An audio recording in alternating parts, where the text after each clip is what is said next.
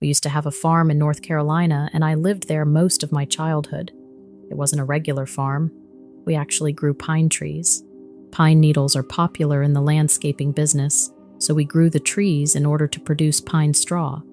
We would bale it up every year and sell it to gardening businesses. The house was in the middle of 500 acres of longleaf pines. It was a custom house built in the 1930s and had a huge picture window in the living room. The window was basically the whole length of the room, probably about 50 feet wide. The house was built on a slight hill, so the living room itself sat 5 or 6 feet off the ground and looked out on pine trees as far as you could see. My best friend had come over for the weekend, and we were just messing around in that room. It was winter, so there was a fire going. We were throwing all kinds of stuff into the fireplace to see what it would do. It was getting into the evening, and the fire was dying down. We were going to sleep in that room, so we started building a big castle of couch cushions and blankets for our bed. We started hearing the dogs barking outside. They sounded really far away. The property stretches for almost a mile, and the dogs had free rein a lot of the time. I assumed they were chasing off some animal. My friend was staring out the window and not saying anything. I was like, "What's up?" He just kept staring and said he felt like he was seeing things. Of course, that got me curious, so I started staring out the window too. Nothing happened for a few minutes, and I kept asking what he saw. He kept getting annoyed and shushing me so he could focus. Then we both saw a dark, shadowy shape moving from one tree to the next, kind of half running and half leaping from one tree to another. It was probably about 30 yards out from the house. We couldn't actually tell if it was coming closer or not because the moonlight was reflecting off the slushy snow in the yard and distorting the view, but the figure seemed unnaturally tall. I guess we should have been more freaked out to see someone random on our property out in the middle of nowhere. I didn't hear the dogs at all at this point. We kept staring out there trying to figure out what it was. We should have gone to get my dad, but he was always overreacting to stuff and getting belligerent. He was kind of the type to shoot first and ask questions later, so I didn't want to sound an alarm if it wasn't necessary. But we were definitely a little nervous and didn't want to draw the attention of whatever it was. We didn't really have neighbors. The land surrounding our farm was owned by a paper company, so it was miles of uncultivated trees.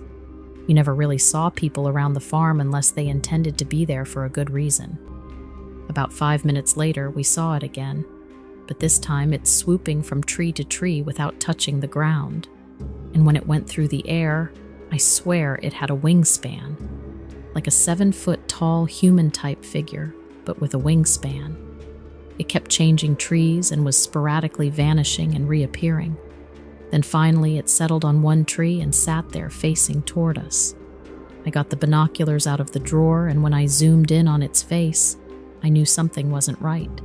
It didn't even have facial features, but it was staring toward me with these creepy red eyes. It was crouched in the tree and looked like a giant half-human, half-bat thing. My friend looked through the binoculars and completely lost it. Then while it was looking toward us, it got down from the tree and stepped toward the house. We ran out of the room so fast to get my dad. By the time we got back into the room with him, there was no one to be seen, but both the dogs were barking crazily and scratching at the front door. That was really unusual. If there was ever a creature in the woods, they'd be all over it and chasing it away. We let them in, and they were literally trembling. We ran through the house, locking all the doors and windows. Living in the country like that, we rarely kept the doors locked. Every time I got to another door, I was sure that thing was going to beat me to it and burst in. We got everything locked up and walked around the house over and over, making sure no one had got in without us knowing. My dad was going to go out there with his gun, but I begged him to wait until morning. He slept in the living room with us. Not that any of us got much sleep. I never understood why my dad wouldn't call the police. He always had this we take care of our own mentality and hated getting the authorities involved in anything. The next day, we went out to look, and there were definitely footprints everywhere in the snow. We saw them between trees, and then we actually saw where someone had been standing right in front of the window. But they weren't human. They were these weird, long, three-pronged prints. We stayed freaked out for a very long time. That's when my dad installed cameras and alarms all around the house. We finally started to relax a little after that. I think the thing that freaked me out the most was how scared the dogs had been. They didn't usually back down from anything, and it almost made me think that it was something supernatural.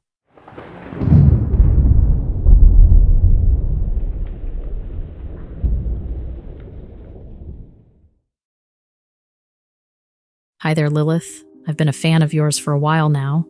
I never really had a supernatural encounter, but after your episode on that neighborhood building in Northern Virginia, I figured I would send this in.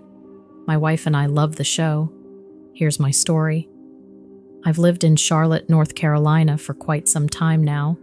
Charlotte is a beautiful city with so much to do. We don't live far from Panther Stadium. I know it's called Bank of America now, but I still can't call it that. Anyway, I get season tickets to all the games through my work.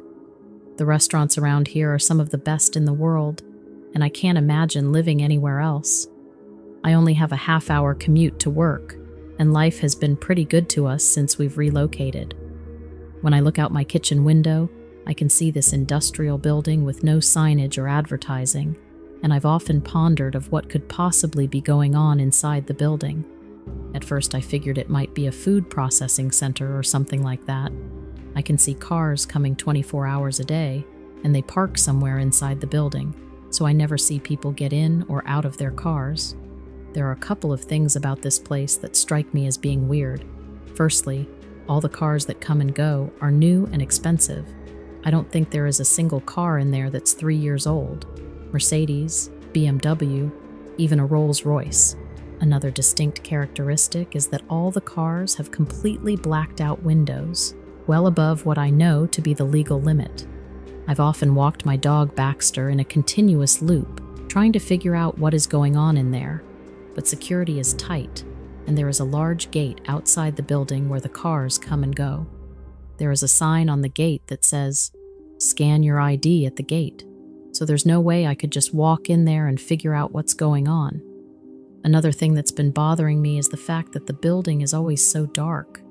I can never see inside, no matter what time of day or night it is. It's like the building is purposely trying to hide whatever is going on inside. And then there are the strange noises.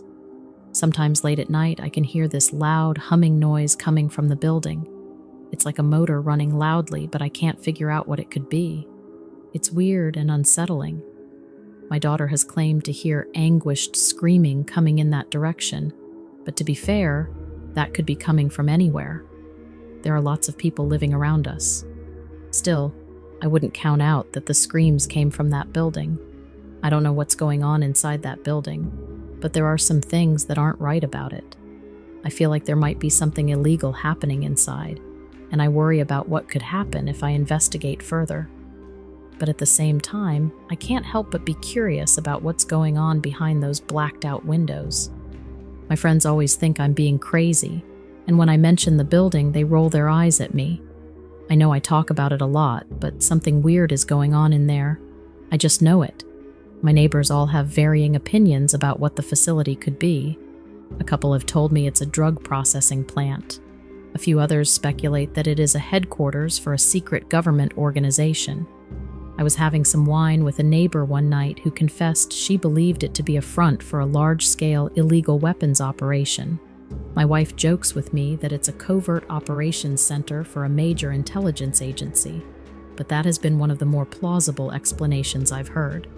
An older woman who lives nearby said it was an alien contact center where they're receiving instructions from outer space about how to invade the Earth.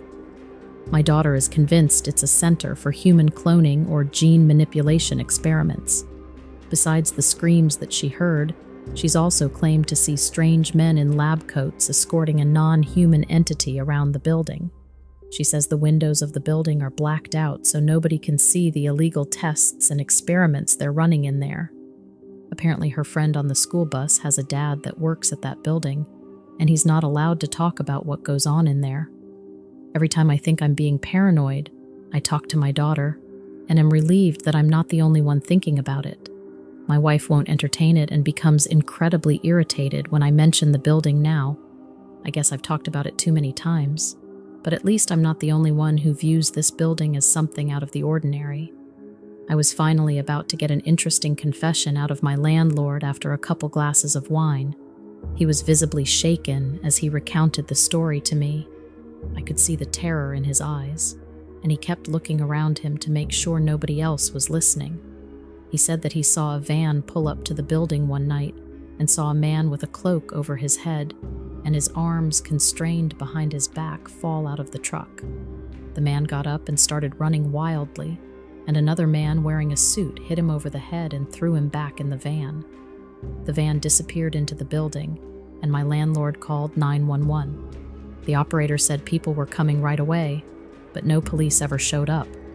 The landlord worries he is on some sort of government list now because of what he saw. He made me promise not to tell anyone. But how could you not tell people about a story like that? What horror is going on in that building so close to me and my family? Sometimes I feel like I'm going crazy, but your show somehow keeps me sane. There are unexplained phenomena in this world, and if we don't keep investigating, we'll just live in fear and never know anything for certain. Looking forward to the next episode. Thanks, Stephen.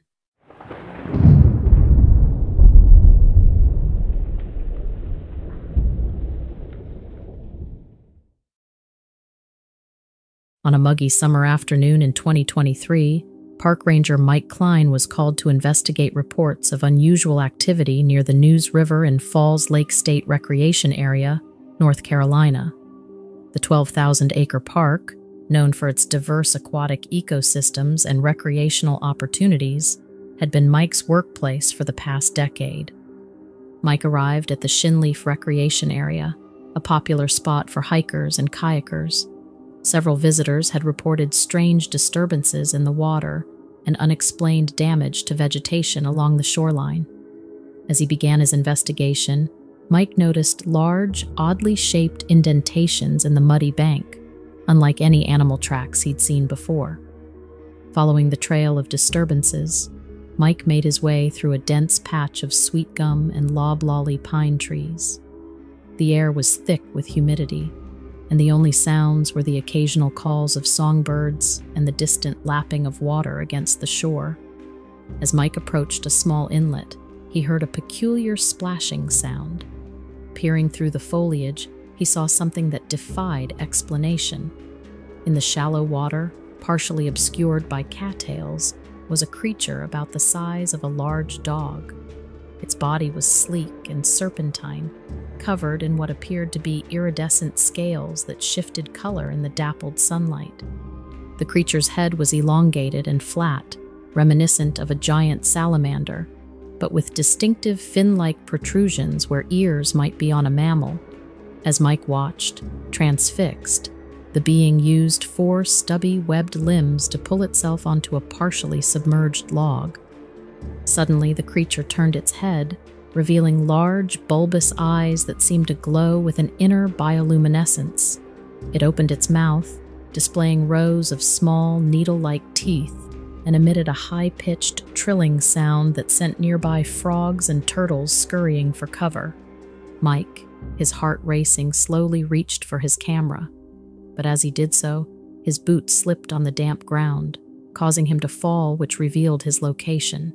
The creature's head whipped around at the sound, its eyes focusing intently on Mike. Before Mike could react, the creature slid off the log and into the water with surprising agility. It moved through the inlet with incredible speed, leaving behind only ripples and a faint, musky odor reminiscent of algae and fish. Shaken but determined, Mike carefully approached the log where the creature had been perched. He found several scales stuck to the bark, each about the size of a quarter and shimmering with an opalescent sheen. He collected these, along with water samples and photographs of the tracks on the bank. Laboratory analysis of the scales proved inconclusive. Their structure was unlike anything in current biological databases, showing properties of both fish and amphibian scales, with some characteristics that didn't match any known species. Locals began sharing their own stories of strange sightings and unexplained phenomena around Falls Lake. Many came looking for him at the park. Some speculated about a previously unknown species adapted to the specific conditions of the News River Basin, while others proposed more fantastical theories. Many of the sodies they told they had heard as children, making Mike realize how long these encounters have been occurring. Ultimately, the Falls Lake creature, as it came to be known, remained elusive. Despite increased patrols and many people looking for it, no further confirmed sightings occurred to date. But there is one thing that everyone is sure of: it will surface again when it feels it can.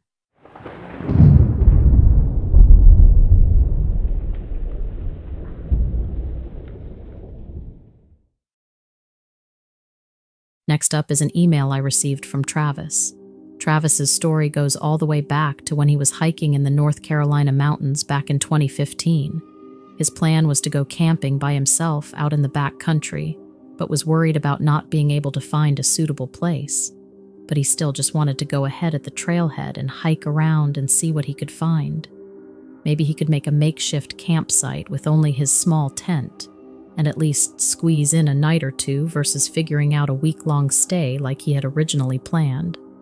The weather was perfect: light winds, about 50 or so degrees, and partly cloudy, enough for him to enjoy a lovely camping trip. At this point, he had been hiking for probably about 3 or so hours and did not see anybody else on the trail. Apparently, that wasn't uncommon for the area, since the further you get out on this specific trail, it's much more secluded from civilization. As he continued his trek, he notices something very odd in the forest, and that is the fact that everything around him had begun to grow eerily quiet, besides his own footsteps crunching over twigs and leaves along the trail. And what's also interesting is that this portion of the trail is thick with underbrush on both sides, and usually, at least all throughout the morning, he couldn't hear birds singing or wildlife erupting with noise and life. It's as if they had all fled or just seemed to be hiding and keeping low. The deeper into the woods he traversed, the more eerie things became, and the more his hairs on the back of his neck began to prickle like something was wrong, and the more he realized that it's like every living creature had vacated this part of nature. He hated to think about it, but all he could envision was rats leaving a sinking ship.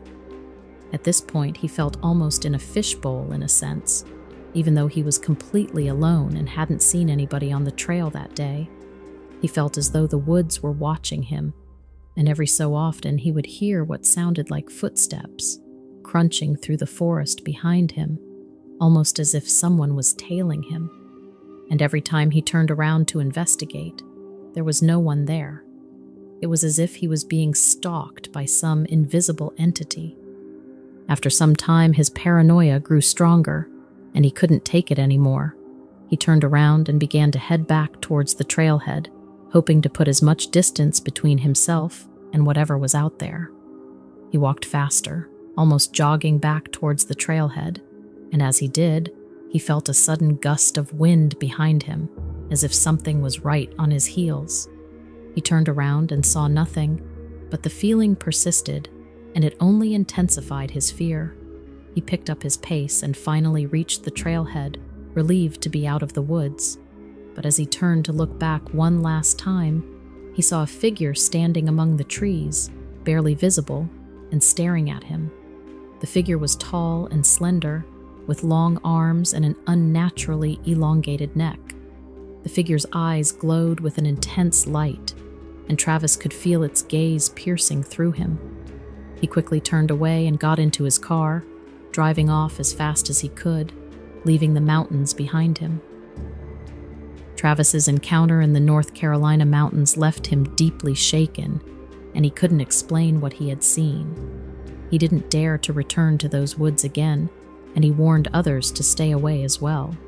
To this day, he believes he came face to face with something supernatural, something that lurks in the depths of the mountains, and his story serves as a chilling reminder to always be alert and aware of your surroundings.